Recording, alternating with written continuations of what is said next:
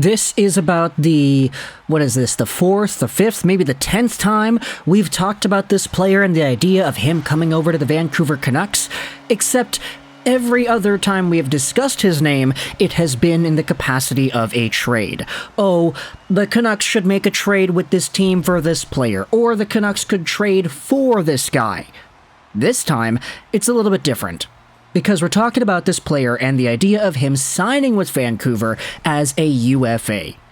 Now, you already know from the title, from the thumbnail, today we're talking about Toronto Maple Leafs forward Alex Kerfoot, because when it comes to what Darren Dreger had to say on Sekeres and Price earlier yesterday, he said, in his opinion, I would think Alex Kerfoot would be high on the Vancouver Canucks list. He's a very versatile and serviceable forward. Now, there's going to be a link in the description to the Sekeres and Price Twitter video if you want to go ahead and listen to this entire excerpt. Also, I'll leave a link in the description to the entire episode if you want to listen to that. Of course, Sekeres and Price, Vancouver media, they do some pretty good things in covering the Canucks.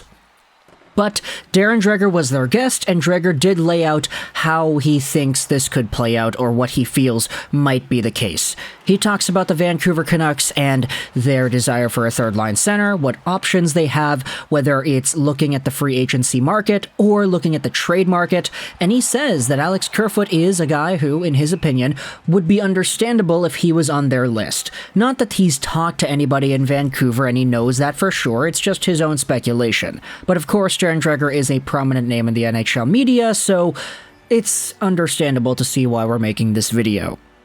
Let's talk about Alex Kerfoot before diving into the nitty-gritty details on how this could work with Vancouver. He's 28 years old, from Vancouver, BC, so of course that's why there's always been a link between this player and the Canucks.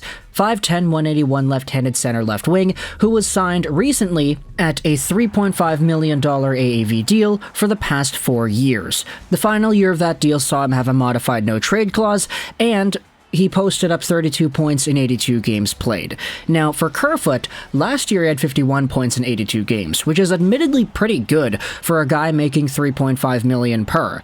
Especially when you add to this the consistent body of work he had had in Colorado, multiple 40-point years. It's easy to see why Kerfoot is the default third-line center target for any team going out there negotiating with the Maple Leafs. Because his cap hit is not zero, and because he's not on his entry-level deal, there was always an idea that Kerfoot could get traded if they wanted to free up some cap space and get a good player in return, because the Maple Leafs were always strapped up against the cap, and they would need to free up every dollar they could. Kerfoot, to his benefit or to his detriment, you can decide that in the comment section below, ended up sticking out with Toronto the entire time. And now, with the Maple Leafs needing to re-sign Austin Matthews, William Nylander, and eventually John Tavares and Mitch Marner, this is a team that most likely will not re-sign Kerfoot. He is likely going to go to free agency, and the Vancouver Canucks may have themselves an opportunity to snag him up. The question is, what's the dollar amount? And the question is, how does that fix or benefit Vancouver?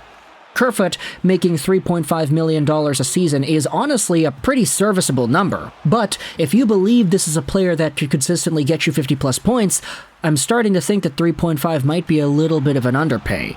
If Kerfoot himself believes that he's capable of getting 50, 40 points per season, then maybe he asks for 4, 4.2, 4.5. If him and his party see himself more as a 30-point guy that could get maybe, let's say, 12 goals and the remaining amount of assists, then maybe 3.5, 3.7 is more of an appropriate dollar amount. For the Vancouver Canucks, if you go over to their cap-friendly page right now, they have a projected, what is their cap space right now?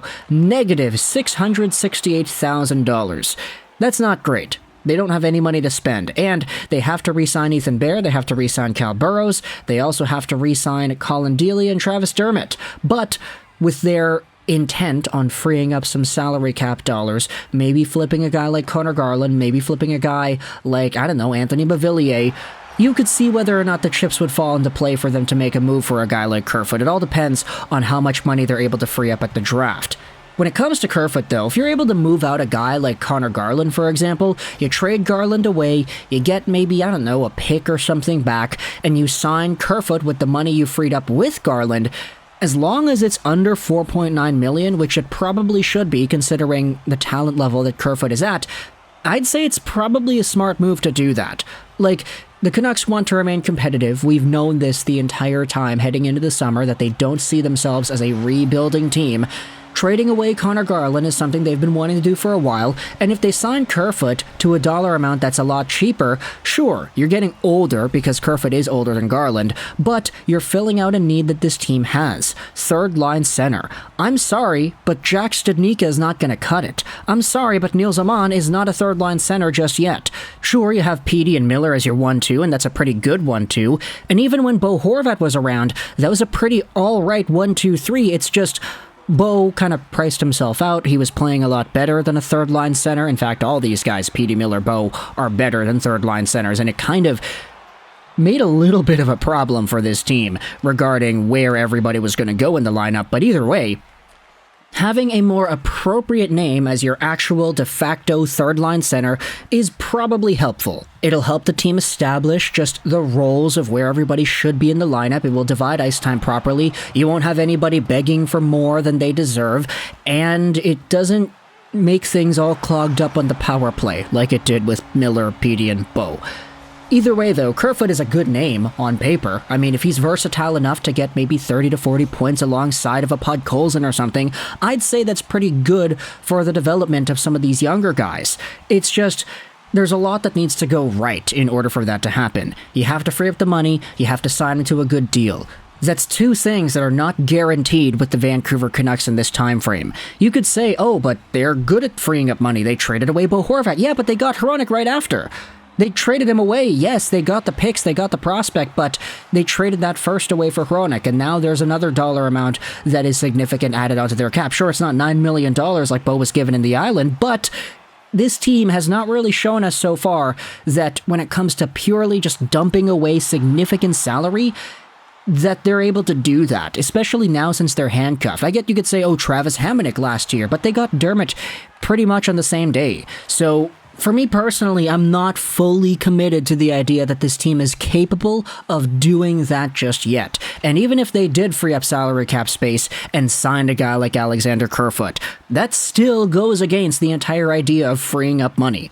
They wouldn't be able to weaponize their cap if they traded away Garland only to sign Kerfoot, but I'm just saying, from the way this team has been talking about themselves, how they feel they are in terms of their contentionness-worthy level, signing Kerfoot wouldn't be the worst thing they could do, especially if it's to a pretty alright deal. It's just, if it were up to me, if it were up to anybody who's saying this team should focus more on drafting and rebuilding and getting younger, trading away Garland and not using the extra money to sign a guy like Kerfoot is probably the right move. It's just, I don't know, the team wants a third-line center. He's an alright option, I guess. If you could get him for cheap, I guess that's okay. But either way, let me know your thoughts in the comment section below. What are your opinions about Alex Kerfoot coming over to the Vancouver Canucks? Again, links are going to be in the description to the Sekeres Price episode, as well as just a Twitter video wherein Dreger discusses this idea. But I hope you enjoyed this Juraj 9, and bye.